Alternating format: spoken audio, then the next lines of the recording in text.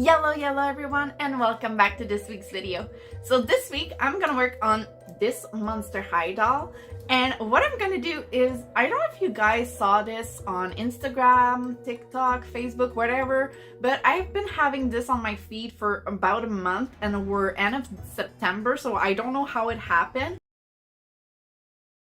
But you know these video where people will carve like pumpkins, like facing pumpkins, and will go in pumpkin field and just take pictures of the pumpkin on their head?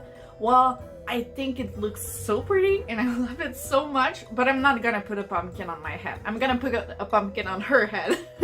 So let's go to the video. So for this video, I had something else in mind and I bought this doll for that idea. But when the day arrived where I started this video, I had the time to think of it, and you guys, it's been almost a year since my first doll. So I kind of wanted to challenge myself. And my other doll idea, well, she can be done any time of the year. It wasn't very Halloween themed, so I hope you guys enjoyed this a little bit more. So since I'm using a Claudine wolf, I have to cut her ear out, as my original idea was a kind of animal, and we're not doing that anymore, so off they go. And then I remove her head like always. After Veronica, I'm really happy to have such an easy removal. The head and the hair was so easy to pluck out. I did have to dunk her maybe 2 or 3 times more for the hair, but all in all, I can't really complain. I also had more room to remove the excess hair with the holes of the ear. And now I can tell you for sure I have a lot of the old hair in every doll that I've made until this point. I'm 100% sure I never took out that many afterwards. So this time I'm gonna try something else, and I'm gonna start with the thing I hate the most, the hair. But I did have a little bit of fun when I realized that they named this hair yellow. Like, guys, I think the guy that worked on the labeling is colorblind. Just saying.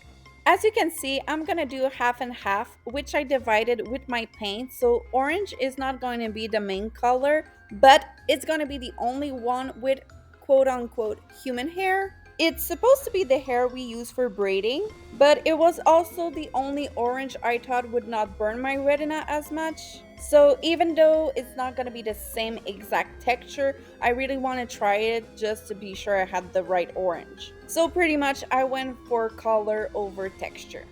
As for the black side, as usual, I just used a wig that I found really cheap and I cut some wefts. And this is how it's looking like. It's super cute for right now. I can't wait to see the whole face. But I'm still gonna leave you with a cliffhanger for the face, as I really wanted to do the costume. This pattern is really similar to the one I did around Christmas last year, but this one is made for a Monster High, of course. And it's also my first delightful pattern.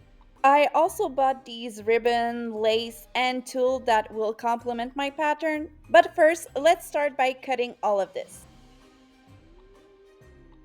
These are the pieces before sewing, and after 2 hours of hand sewing, this is the little cutie outfit I have. It was a little bit big for sewing her hand. I think Katrin made the pattern to add Velcro or something, but I don't want to be able to remove it for her, so I'm gonna sew her in. So give me just about like 15 minutes for me, and maybe like one for you, and I'll be done.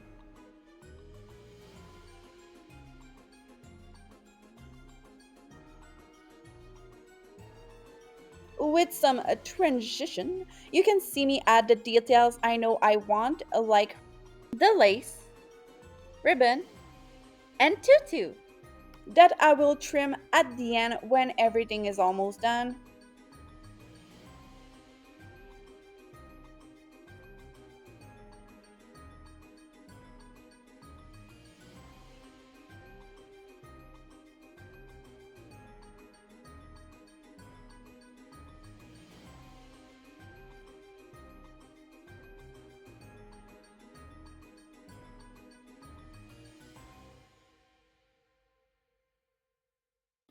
I also don't always like to let my bloopers in, but this time I thought I had to do it.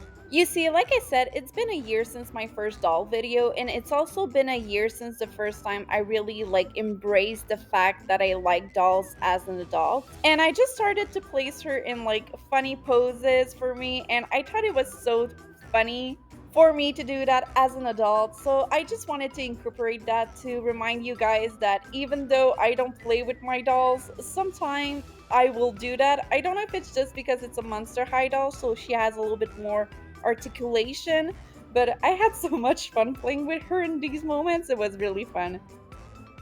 So now just let me put her head back in place and finally do the face paint.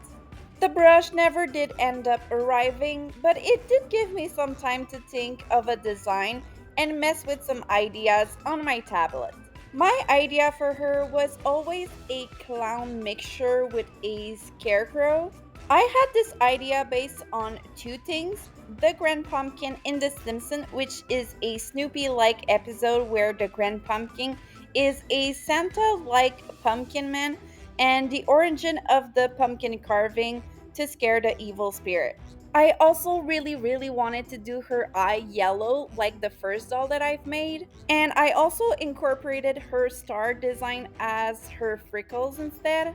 It was also the first time I worked on a Monster High doll, and I get it now why it's a fan favorite. Her eye shape, the nose, the lips is so well detailed. I didn't do much more than usual, and she looks so much more lively. And for the love of God, please just let me work on this hair off camera, and let's start with the pumpkin head. Now, while doing her pumpkin head, I think it's the best time to tell her her story. Now that you know my inspiration, and the fact that I don't really know what to say on top of this footage.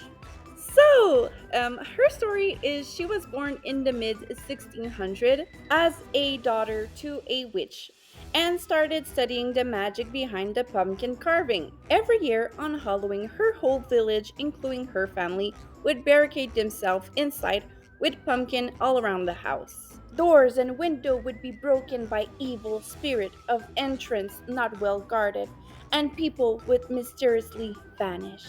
One year, on this dreadful night, her mother never did come home, and she had this brilliant idea of cutting a hole in the bottom of the pumpkin to fit her head in, and went out looking for her, but never found her again. But she did found that the pumpkin would help with the evil spirit. After some experiment and years of trial, she started to give candy to her neighbors that she created with the corn behind her house. And with the magic of the candy corn, people stopped being haunted. So if you're ever in a bad situation with evil spirit on Halloween, just believe and she will come to save you, as she roamed this earth still looking to save people that had the same fate as her mother.